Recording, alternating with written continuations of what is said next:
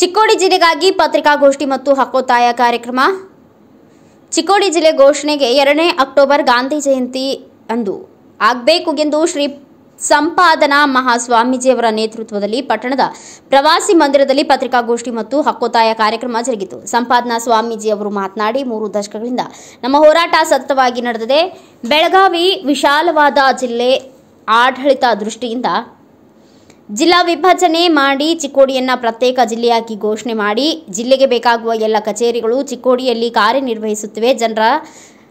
ರೈತರ ಯುವಕರ ಅನುಕೂಲಕ್ಕಾಗಿ ಜಿಲ್ಲಾ ಘೋಷಣೆ ಅನಿವಾರ್ಯವಾಗಿದೆ. ನಾವು 3 ದಶಕಗಳಿಂದ ಗಾಂಧಿಯವರ ಸ್ವಾತಂತ್ರ್ಯ ಹೋರಾಟದಂತೆ ಅಹಿಂಸಾತ್ಮಕ ಹೋರಾಟ ಮಾಡ್ತಾ ಬಂದಿದ್ದೀವಿ. ಯಾರಿಗೂ ನಾವು ತೊಂದರೆ ಮಾಡಿಲ್ಲ. ಕಾರಣ ಬರುವ ಗಾಂಧಿ ಜಯಂತಿ ಎಂದು ಚಿಕ್ಕೋಡಿ ಜಿಲ್ಲಾ ಘೋಷಣೆ ಮಾಡಿ ಎಂದು ಸರ್ಕಾರಕ್ಕೆ ಒತ್ತಾಯಿಸಿದರು. ಸಮಾಜ ಸೇವಕ ಚಂದ್ರಕಾಂತ್ ಹುಕ್ಕೇರಿ ಮಾತನಾಡಿ, ಸದನದಲ್ಲಿ ಸತೀಶ್ ಜಾರಕಿಹೊಳಿ, ಲಕ್ಷ್ಮೀ ಹೆಬ್ಬಾಳ್ಕರ್, ಪ್ರಕಾಶ್ ಹುಕ್ಕೇರಿ, ಶಶಿಕಲಾ ಜೊಲ್ಲೆ, ಮಹೀಂದ್ರ ತಮ್ಮಣ್ಣವರ್ ಇವರು ಚಿಕ್ಕೋಡಿ ಜಿಲ್ಲೆಗಾಗಿ ಒತ್ತಾಯಿಸಿದ್ದಾರೆ. ಚಿಕ್ಕೋಡಿ ಜಿಲ್ಲೆಯಾಗಲು ಪ್ರಭಾವಿ ವ್ಯಕ್ತಿಗಳು ಕಂಟಕ ಮಾಡುತ್ತಿದ್ದಾರೆ.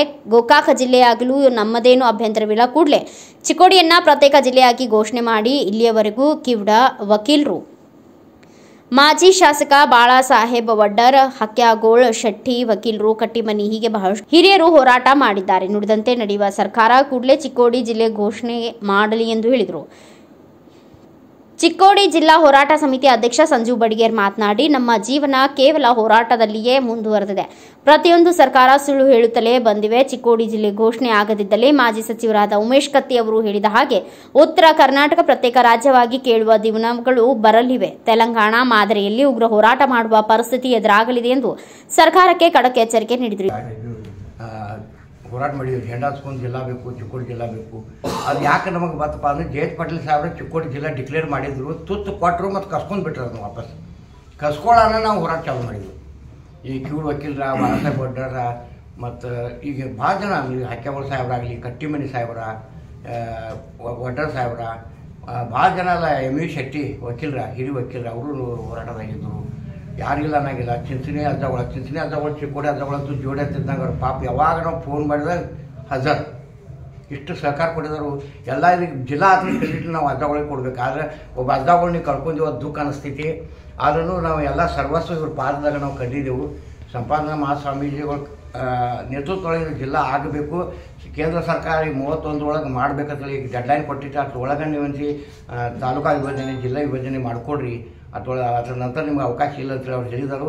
ಈಗಾಗಲೇ ಜಿಲ್ಲಾ ಉಸ್ತುವಾರಿ ಸಚಿವರು ಹೇಳಿದರು. ಈಗ ನಮ್ಮ ಚಿಕ್ಕೋಡಿ ಜಿಲ್ಲೆ ಪರವಾಗಿ ಈಗಾಗಲೇ ಅಲ್ಲಿ ಬ್ಯಾಟಿಂಗ್ ಮಾಡಿದವರು ಯಾರಪ್ಪ ಅಂದ್ರೆ ಲಕ್ಷ್ಮೀ ಹೆಬ್ಬಾಳ್ಕರ್ ಬ್ಯಾಟಿಂಗ್ ಮಾಡಿದರು, ಸತೀಶ್ ಜಾರಕಿಹೊಳಿ ಮಾಡಿದರು, ಪ್ರಕಾಶ್ ಹುಕ್ಕೇರಿ ಸಾಹೇಬ್ ಮಾಡಿದರು, ಜೊಲ್ಲೆ ಅಕ್ಕಗಳು ಮಾಡಿದರು, ಮಹೇಂದ್ರ ತಮ್ಮಣ್ಣವ್ರು ಮಾಡಿದರು, ಸಾಕಷ್ಟು ಜನಪ್ರತಿನಿಧಿಗಳು ಮಾಡಿದರು. ಇನ್ನು ಕೆಲವೊಂದು ಮಂದಿ ಮೌನ ಇದ್ದಾರೆ.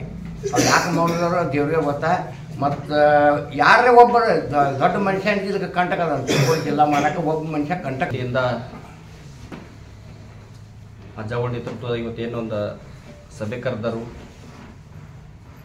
ಚಿಕ್ಕೋಡಿ ಜಿಲ್ಲಾ ಮಾಡ್ತೇವೆ ಅಂತಂದು ಬರೀ ಒಂದು ಆಶ್ವಾಸನೆ ಆಗೈತಿ.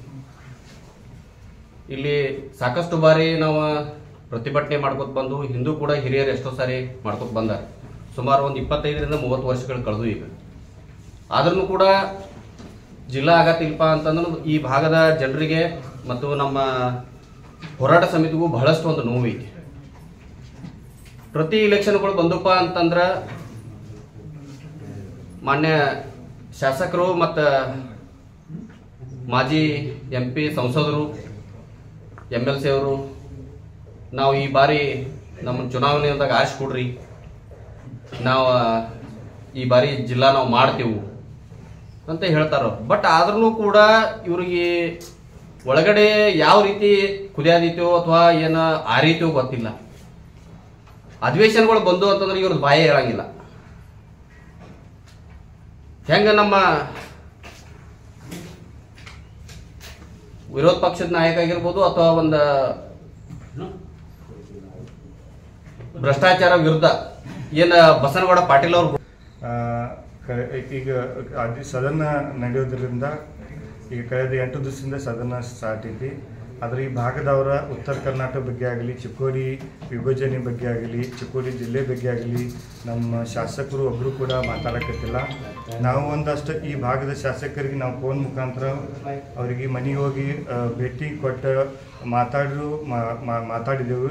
ಇಲ್ಲ ನೀವು ಸದನದಾಗ ಸ್ವಲ್ಪ ಮಾತಾಡ್ರಿ, ಜಿಲ್ಲಾ ಬಗ್ಗೆ ಚರ್ಚೆ ಮಾಡಿರಿ ಅಂತ ಕೇಳಿದ್ರು ಕೂಡ ಇವತ್ತಿನವರೆಗೂ ಯಾರೂ ಒಬ್ಬರು ಕೂಡ ಈ ಭಾಗದ ಶಾಸಕರ ಮಾತಾಡಿಲ್ಲ. ಇದರ ದುರ್ದೈವ ಅಂತ ಹೇಳ್ಬೋದು. ಯಾಕೆ ಗೊತ್ತಿಲ್ಲ, ಅವ್ರಿಗೆ ಜಿಲ್ಲಾ ಆಗಬೇಕು ಬ್ಯಾಡೋ ಗೊತ್ತಿಲ್ಲ. ಮತ್ತು ಉತ್ತರ ಕರ್ನಾಟಕ ಅಭಿವೃದ್ಧಿನೂ ವಿಚಾರವಾಗಿ ಅವರು ಮಾತಾಡಿಲ್ಲ. ಇದನ್ನು ನಾವು ಖಂಡಿಸ್ತೇವೆ.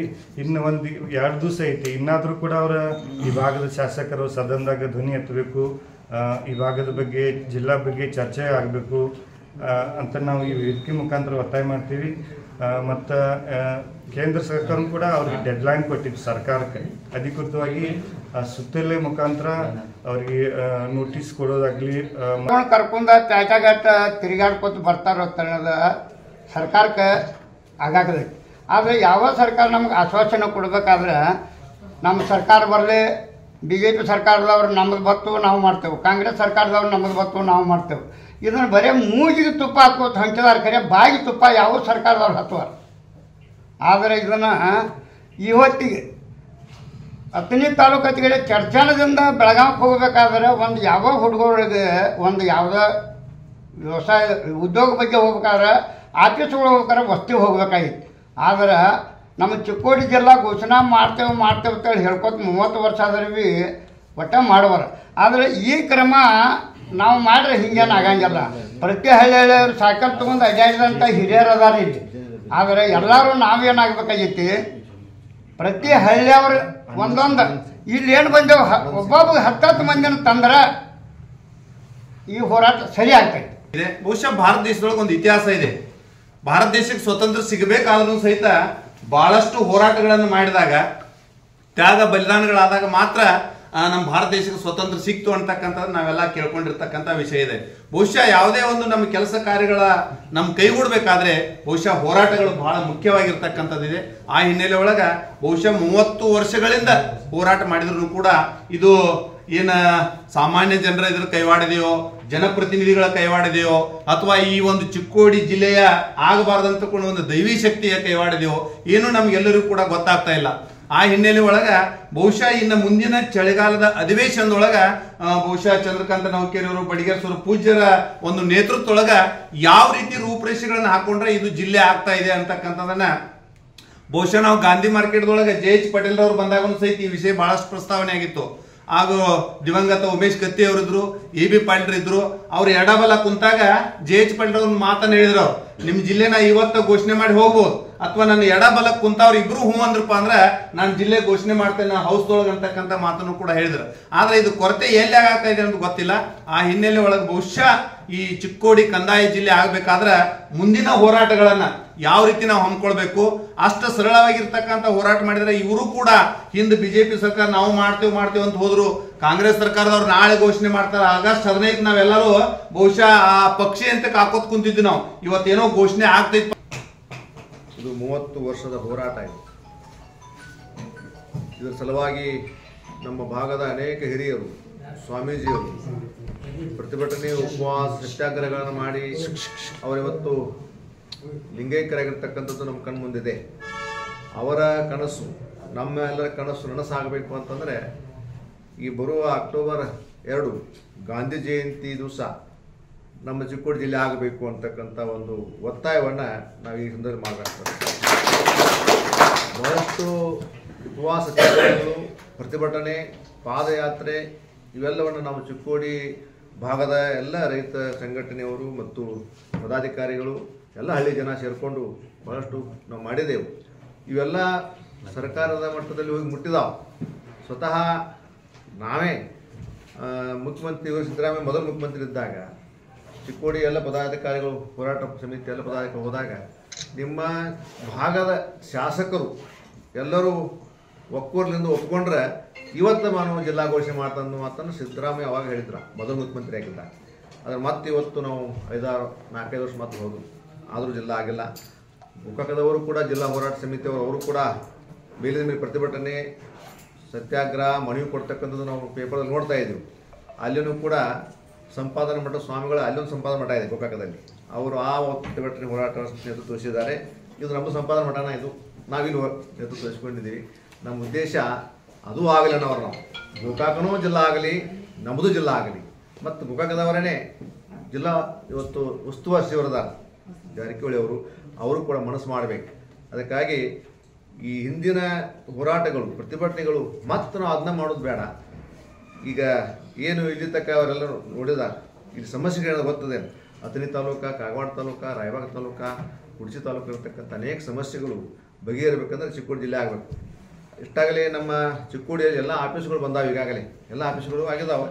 DC ಒಂದು, SP ಆಫೀಸ್ ಒಂದು ಆದರೆ ಮುಗಿದು ಹೋಯ್ತು. ಜಿಲ್ಲಾ ನ್ಯಾಯಾಲಯ ಆಗಿದೆ. ಆಮೇಲೆ ಮತ್ತೆ KSRTC. ಈ ಸಂದರ್ಭದಲ್ಲಿ ಚಿಕ್ಕೋಡಿ ಜಿಲ್ಲಾ ಹೋರಾಟ ಸಮಿತಿ ಉಪಾಧ್ಯಕ್ಷ ಶ್ರೀಕಾಂತ್ ಅಸುದೆ, ಹೋರಾಟಗಾರರಾದ ಅನಿಲ್ ನಾವಿ, ಅಪ್ಪ ಸಾಹೇಬ ಹಿರೇಕೋಡಿ, ಪ್ರತಾಪ್ ಪಾಟೀಲ್, ಚಂದ್ರಶೇಖರ್ ಆರ್ಬಾವಿ, ಮಂಜು ಪರಗೌಡ, ಕಾನಪ್ಪ ಬಾಡ್ಕರ್, ದುಂಡಪ್ಪ ಚೌಗ್ಲಾ ಸೇರಿದಂತೆ ಇನ್ನು ಅನೇಕರು ಉಪಸ್ಥಿತರಿದ್ದರು. ಬ್ಯೂರೋ ರಿಪೋರ್ಟ್ ರಾಜು ಮುಂಡೆ, ಭಾರತ ವೈಭವ ನ್ಯೂಸ್, ಚಿಕ್ಕೋಡಿ.